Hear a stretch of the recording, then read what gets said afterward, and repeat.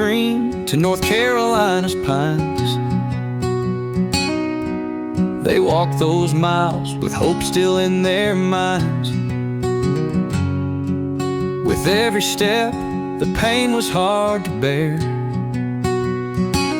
Yet through the tears, they chose to persevere. In Tennessee, they felt the river's cold embrace. Their spirit strong, no hardship could erase. The land of ancestors fading in their view, but their hearts held firm, love for what they knew. On the trail of tears where sorrow met the land, they carried dreams within a calloused hand. In Oklahoma, they found strength in pain, survived the journey through the snow and rain.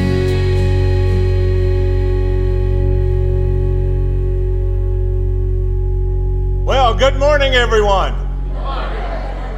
Boy, am I proud to be here. The relationship between the center and the Trail of Tears Association, many individuals, many other groups, the National Park Service, the U.S. Forest Service, I could go on and on and on. It's been an enriching experience for us, and hopefully a very meaningful contribution that my department can make to all of the work that you guys do on a regular basis and the commitment you have made to this nationally significant story that cannot be forgotten. As soon as I figure out exactly how to work the machine, we'll be on our way. I keep on getting odd things. Okay. Just use the space bar. Okay.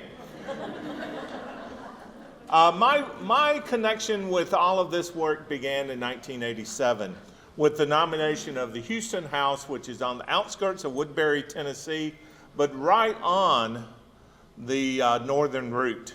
And you can see there in the image on the right, there's a creek, a big spring, and then the house. The house actually developed in stages, and the log house that would have been there as a witness house in the 1830s has then been developed into a more formal Greek revival house. But this was the first place that we worked on, and in fact, when the National Park Service released that draft trail document in 1987 and asked for comments, we came back and said, what about the Houston House and what about this route? So we began early with this, but then the very next year, we met Shirley Lawrence and Gloria Scoggins. Now, a lot of people don't want to admit that they've known Shirley for this long, but I have no qualms about this because it was fascinating. The Tennessee Valley Authority, at that time it was Max Ramsey, head of their Cultural Resources Division. He came to us and said, there's these guys in Meigs County that want to do something and want to involve TVA land. Could you guys sort of do a plan for them that won't cost anything, because we don't want to put any money into it at this time, but that could yield something? Well, it took a while for all of that to work out, but I think you can see in that conceptual design that was part of the plan from 1990, you see that same structure at the Memorial Park today. And that relationship with working directly with Trail of Tears Association members and tribal members became the root of how we moved forward in the future. Now in the 1990s, no, we didn't do anything much because I was busy. As some of you know, the Tennessee Encyclopedia of History and Culture was a major state project in that decade for the state's bicentennial, and I was the editor of that. So that kept me busy for some time, and we included quite a bit about the Trail of Tears, not as much as it is now in the new electronic version that's on the web, because we found out so much in the years to come. But at the new century, I got a sort of nudge for it that, well, you need to get back involved with this and start doing some things. First, it was the Trail of Tears Association, and then it was Aaron Marr with the National Park Service. And in fact, the first time Aaron met me, he got lost finding our office at MTSU, which is actually on the northern route. It's on East Main Street. And he got caught in the rain, and he shows up at our place late and just wet as a dog. And it was like, I don't have much money to put into this. We can do a cost share agreement and maybe fund partially some graduate students. Are you into doing more? And it was like, yes, because part of my role as center director is to train graduate students for their careers and to train them in such a way they have impactful careers. Now, there's always a lot of graduate students who want a degree and that's what they get. But then there are those who want to make an impact in their careers, and those are the ones that I always enjoy working with and helping them achieve that goal. So the Park Services offer to just put some funding into this work in the next decade was crucial, because then I could go back to the university and say, hey, we've got a new partnership developing here.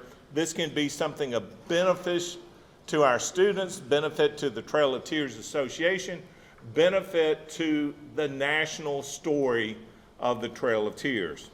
So I'll go through these real quickly because there were a lot of different projects in the first decade of this century. We expanded the Brainerd Cemetery National Register nomination, and in fact, one of my students did her master's thesis on this expansion of what the Brainerd Cemetery said then and what it says today. She is now a leading preservation consultant in Seattle, Washington. Her name is Sarah Martin. Blythe Ferry, we expanded that documentation as well as that at Ross's Landing, updating all of those National Register nominations. We sort of dug deep into Kelly Ferry Road. This was a property no one much knew about, so this was a brand new nomination that included a good section of roadbed that had both significance during the Trail of Tears period, but also during the Civil War, because it was part of the U.S. Army's cracker line to supply their troops during that time. Certainly one of the most isolated areas was the Rocky River Crossing and Road in Van Buren County. This was working particularly close with Bill Jones, which I know a lot of the Tennesseans here knew well. He was such an active and such an outstanding county historian there for Van Buren County. So you can see that just finding these traces, finding these segments were very important and involved all types of community involvement. The next one, not so much so, because this was with Tennessee State Parks. Now, you see that big image of, a roadbed. Looks beautiful. Okay, when I photographed this and trying to develop the nomination that there was a Trail of Tears story here at the park, there were picnic tables in that roadbed. And this wasn't because the people who developed the park in the 60s and 70s were evil people. They were just ignorant people. They did not know that story. They did not know it existed. And of course, since then, the Port Royal Road Park and the whole park there has become a great partner. Carroll just talked about some of the things that they were doing with the National Park Service partners, and I, of course, have to brag that the superintendent at Port Royal State Park is a former graduate student of mine. We also did an expanded National Register nomination for the James Brown House and Farm in Hamilton County, because that was an effort really to raise the visibility of this site and the importance of it to encourage preservation. Because many of you know this site. It's over near Ottawa, Tennessee, right there on a turnpike. And, you know, it's been deteriorating. It's in rough condition, but we cannot lose this property. So hopefully, you know, raising its national register visibility will help. Certainly it's helped at Hare Conrad Cabin in Bradley County. You can see the image up in the top that it's got foliage and sort of, you know, trees all around it. I love trees, but trees can fall on buildings, particularly damaged old trees. And now that whole site's been cleaned up. It's much easier to find, much easier to see, and now I'm not so worried about a storm doing in the property. But as Melissa Woody said yesterday to both groups as you came in on the bus tour to the Hiawassee River Heritage Center, certainly the major project started in 2008, was released in 2009, and that's the Charleston Calhoun Historical Society project of really deciding what are the resources, what are the heritage assets in Bradley County that could be part of a overall interpretation of the Trail of Tears. So I brought in a team of graduate students. They worked on both sides of the river. We worked throughout Bradley County locating other properties, and then put together the passport driving tour for Bradley County. Now this was an adventure for both Melissa and me, because Melissa was willing to use a graphic designer that they had a contract with, and it's a beautiful brochure, but they needed funding to publish it. Well, trying to convince a university to spend its money on a publication that it doesn't control, that was sort of interesting. We did get that done, and we published thousands of them. And of course, Melissa said yesterday, it still is in demand as a driving tour for that county. So, you know, forming this relationship with Melissa was crucial. I mean, I realized, okay, she's a decision maker. She can help open up doors for other folks. But then you combine her with Amy Costine, and you just have a power duo. You know, just tremendous abilities in both ways. And that's a picture from early in that relationship, probably about 2011, that I got the two of them together and starting to work together on projects. And I can't say enough about Amy. I know you guys really do appreciate her. She is our point person on all of these different trail agendas. She does a marvelous job. But like she shared yesterday, I've never felt bad about loading her up with things to do. Because when we interviewed her for a graduate student position at MTSU, she said she wanted to work on the Trail of Tears. And I was like, okay, really? Do you really want to do that? Because we have projects for you. And of course, we still have projects going on today. But just as important is the team down below from the National Park Service. There you see Amy with Aaron Marr and Jill Jensen as we were starting the site assessment program of just recent years. But then I don't have a great photo of Aaron straight on, and I don't know why I didn't, Aaron.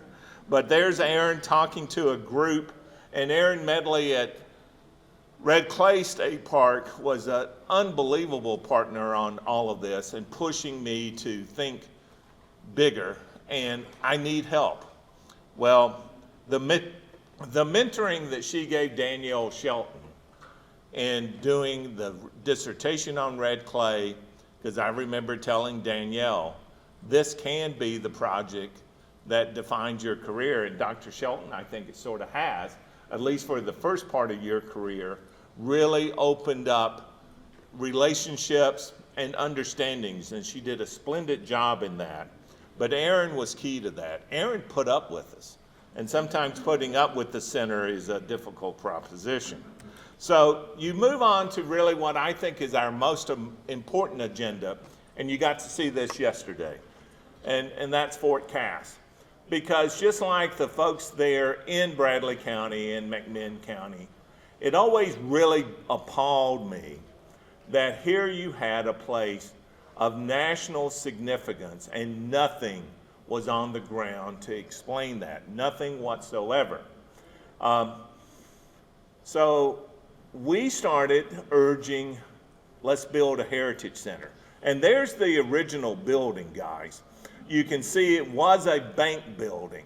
And when I first brought along people from the National Park Service, this was actually from the Heritage Area program, because we do also administer the Tennessee Civil War National Heritage Area.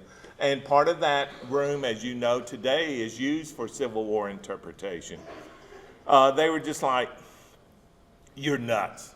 This won't really ever work. This won't really ever happen. But it did happen.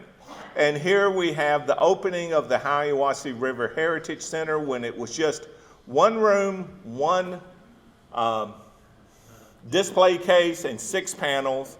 But you can see 2 people there that have always been crucial in telling me what to do. On the left, you'll see Shirley Lawrence. She was holding forth. And on the right was Cleta Townsend. And, you know, they still make sure that I try to do the best thing, and they try to keep me in line and try to corral me. But then, you know, give the credit to the folks there in Bradley County, because they realized, okay, this is good, but this doesn't really do the story justice. So there was the photo of the first planning meeting that we seriously held about expanding this out.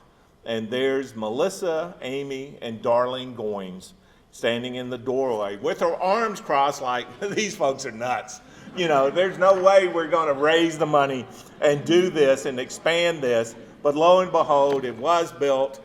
That's the opening ceremony. And of course, you got to see the exhibits yesterday. And there's the bike riders in 2022 having lunch and taking a break from their ride across the trail. And then, of course, the signage program and the partial interpretive trail that we do have the first phase built, and look forward to expanding that through the town of Charleston in the future. But where there was nothing, you do have all of that information today. It's a signal achievement of the folks in Bradley and McMinn counties. I can't brag on them enough. I do this all over the state constantly. And because so many towns said, we can't do anything significant. We just can't. We're just a little place. Well, it doesn't get much smaller than Charleston. But this is the part of the story that involves everyone here. You know, it's not just Charleston, is it? It's all of these different partners and groups that are involved that make these projects happen, and I couldn't be prouder of those. At the same time that we were doing this work at Hiawassee, we also started work at Pulaski, where 2 different strands of the trail intersected. And this is from the opening of the Trail of Tears Memorial exhibit at Pulaski. And you can see some of the different people that's involved and the exhibits there, which were straightforward, telling the story of the trail, telling the story of the removal, and had, you know, a couple of cases with objects and artifacts shared by tribal members and Trail of Tears Association members. I would like to see the Pulaski Museum get back to this initial vision, because that's its national significance, is telling that story. And I hope that they do, to get back to this vision and what that site can mean. But in that year that opened in 2013, I was up doing work in Montana. As some of you know, this is where my relationships with working with tribal historians, tribal preservation officers, all began in the 1980s when I was asked to put together the first historic preservation plan for Montana. And the idea of involving the tribes seemed to be a radical idea in the 1980s. but not so much today, but it was back then.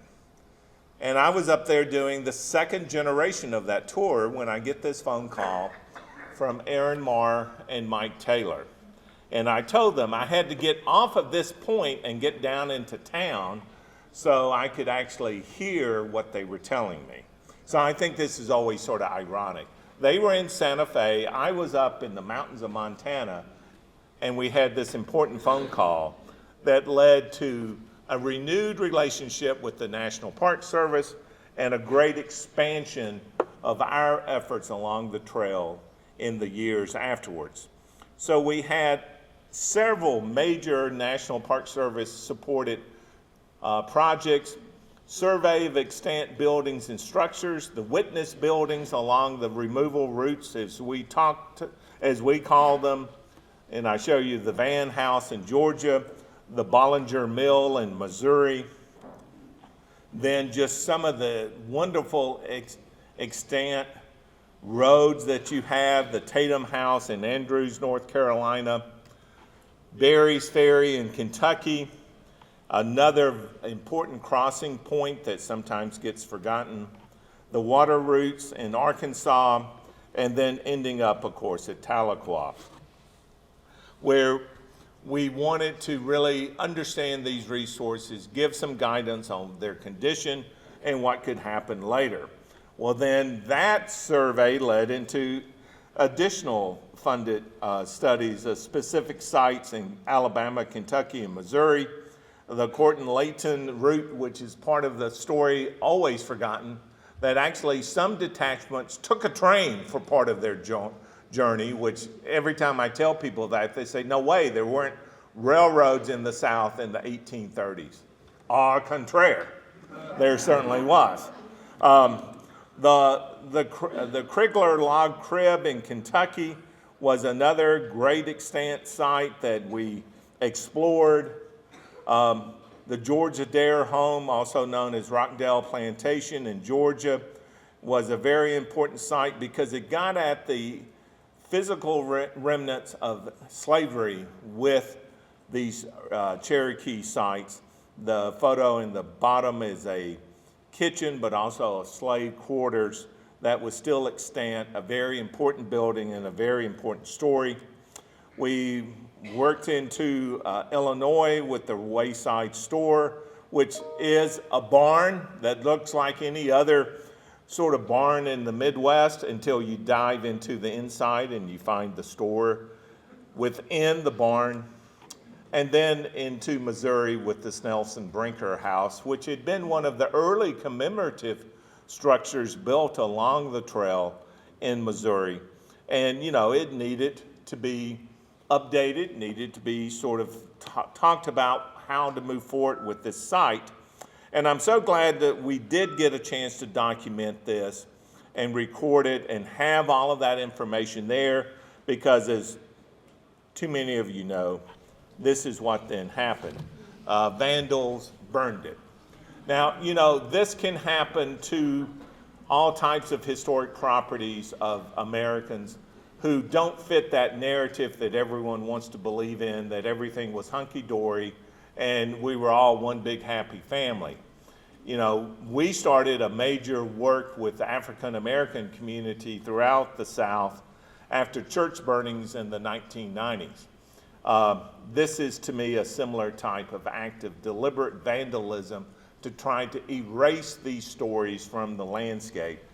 And of course, the folks there in Missouri are very much committed to bringing this site back to the public. So we did studies, we did publications. I'm a great believer in giving property owners the tools they need to make their own preservation decisions. So we did a guidebook for masonry buildings and then one for log buildings, just basic good preservation tips and maintenance tips to follow. We did a study on the rivers, rails, and roads, the transportation during the removal, that really got into all of the different types of vehicles that were used. It's not just about the roads, it's really about the transportation experience. And then we did one final study back again on the James Brown farmstead, because of its preservation concerns. Moved into Kentucky, did a new National Register nomination for an extant section of road that is known as the State Road Hill Cemetery Trail. And then also you got to visit yesterday the report on Red Clay State Park that Dr. Shelton and Amy put together, but then the exhibits that we all worked together to sort of revitalize Red Clay and to tell a more complete story that was there.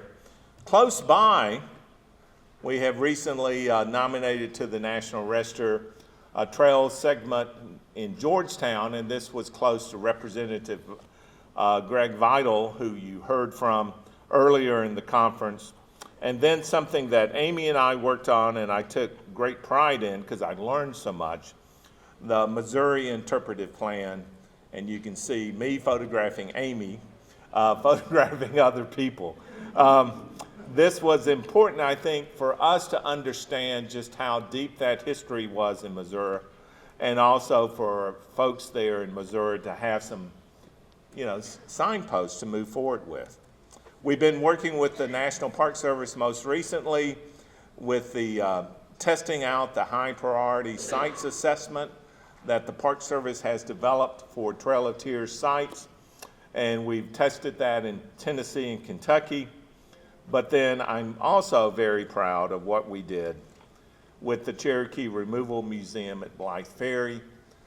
This was a project that you got to see Sunday, and if you didn't get to see it Sunday, you can see it as you leave from Chattanooga and go by Blythe Ferry.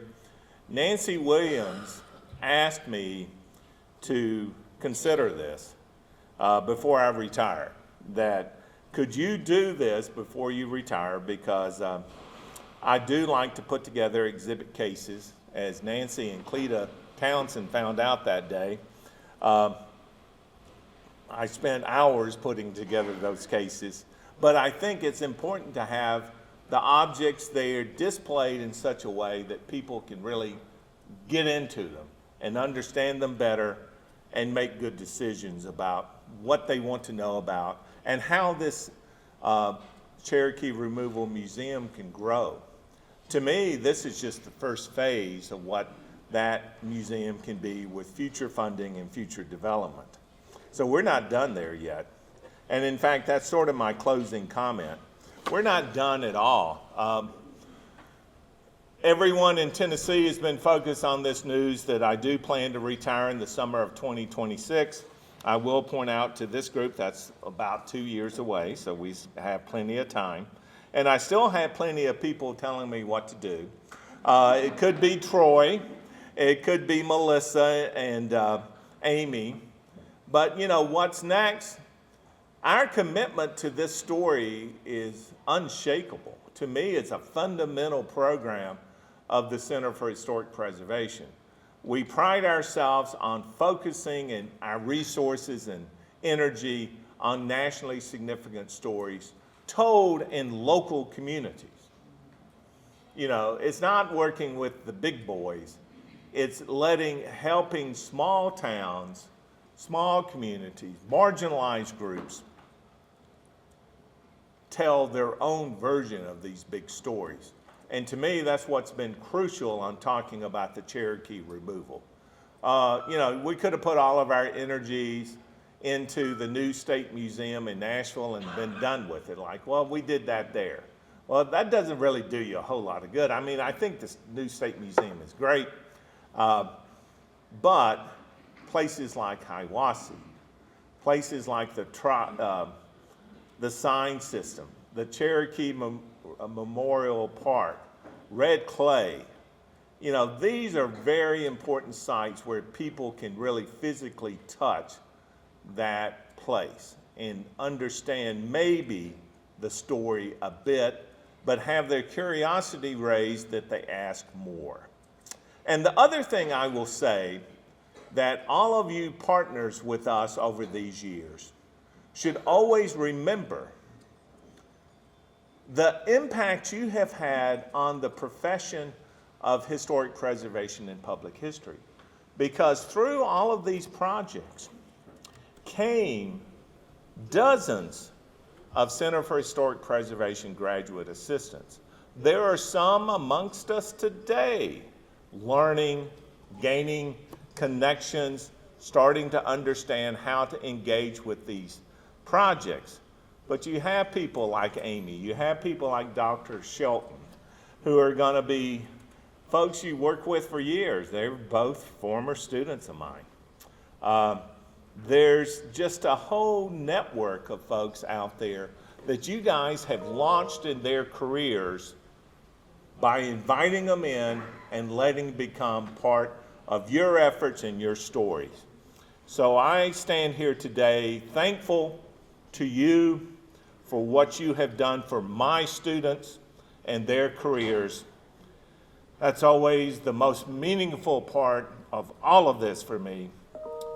And I thank you for your attention this morning.